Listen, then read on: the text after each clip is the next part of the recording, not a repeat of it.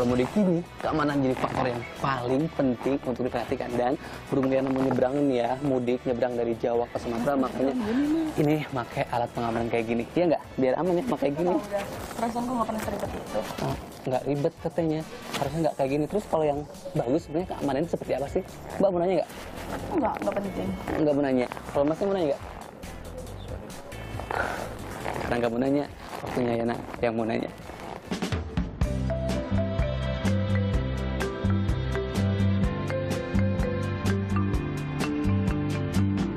Nah, kapal laut. Alat transportasi ini nih yang jadi salah satu andalan masyarakat Indonesia jelang Lebaran.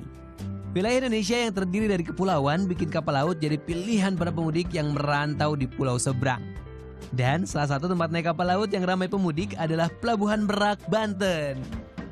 Ya, pelabuhan inilah yang menjadi gerbang penghubung antara Pulau Jawa dan Pulau Sumatera. Kalau di sini yang kebanyakan beroperasi adalah kapal roll on roll off atau biasa disebut dengan kapal ro-ro. Tak kurang dari 57 kapal ro-ro beroperasi di Selat Sunda.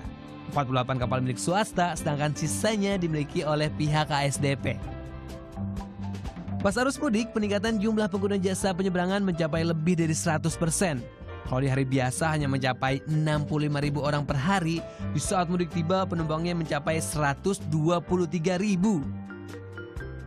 Jumlah penumpang yang banyak membuat keselamatan dan keamanan wajib dicermati oleh pihak-pihak yang bersangkutan. Kira-kira penumpangnya pada tahu gak ya apa aja sih standar keamanan di kapal laut? Keselamatan kapal laut ya? Ya menurut saya sih yang penting bisa berenang. Kalau nggak tahu mas. Ya sama skoci gitu. Kayaknya skoci, terus pelampung. Apa ya, nggak tahu ya. Kurang tahu. Dan yang paling utama itu doa mas. Ya, itu aja.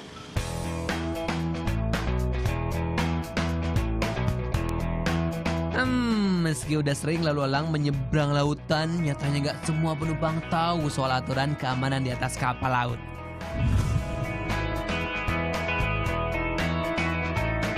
STC Paku 403. Halo Pak Sugi, Ya, siap. sorry ganggu ya Pak ya? Ya, nggak Aku apa-apa. lagi bawa kapal nih Pak. Iya. Mau nanya Pak, ini kalau mau berlayar emang harus pakai life jacket ini Pak? Pertama kali naik? Nggak harus sih, nggak Nggak harus ya. Kita cuma untuk peragaan aja, untuk pemakaian sosialisasi di kapal.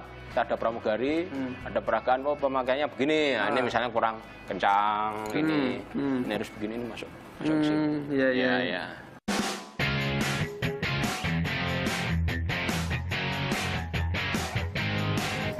Nah ternyata kalau mau naik kapal laut nggak harus buru-buru pakai life jacket, yang penting kita tahu keberadaannya di mana. Nah sekarang yang mau nanya langsung nih sama yang tahu banget soal keamanan di kapal laut, tapi lepas dulu ya biar enak, ribet. Ini dia orang yang mau Yana tanyain. Jadi hasil obrolan Yana dengan Pak Jonathan, setiap kapal yang berlayar wajib memiliki alat-alat pendukung keselamatan penumpang. Ini sesuai dengan standar keselamatan di laut atau Safety of Life at Sea yang dikeluarkan oleh International Maritime Organization pada tahun 1960 lalu. Mulai dari baju penolong alias life jacket, pelampung penolong alias lifebuoy, rescue boats, koci, dan kapsul bernama Life Raft yang bisa mengembang di saat darurat ini nih. Menurut aturan, baju penolong alias life jacket jumlahnya harus mencapai 110% dari total jumlah penumpang. Sedangkan untuk pelampung anak harus berjumlah 5% dari total seluruh penumpang. Begitu pula dengan skoci yang juga punya aturan tersendiri.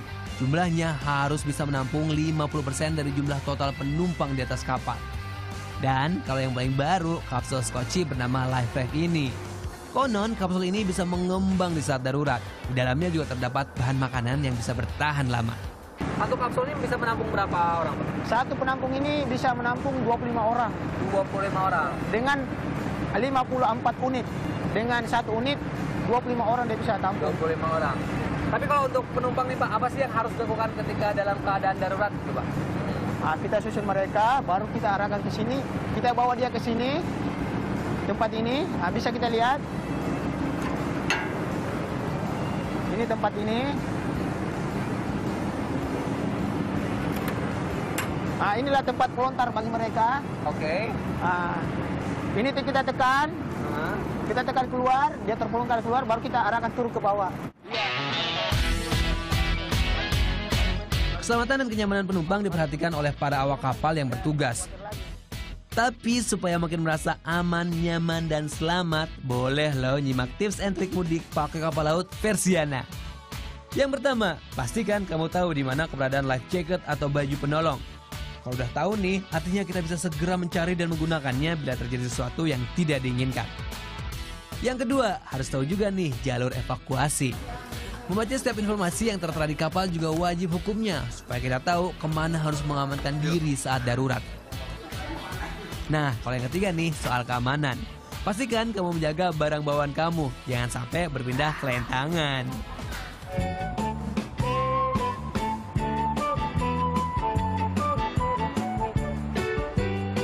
Mudik memang agenda tahunan yang harus dipersiapkan dengan matang. Keselamatan dan kenyamanan para penumpang memang kewajiban yang harus diperhatikan oleh para penyelenggara. Tapi tetap harus didukung oleh para penumpang nih, yang tentunya harus mengikuti aturan dan peraturan yang ada. Bener nggak?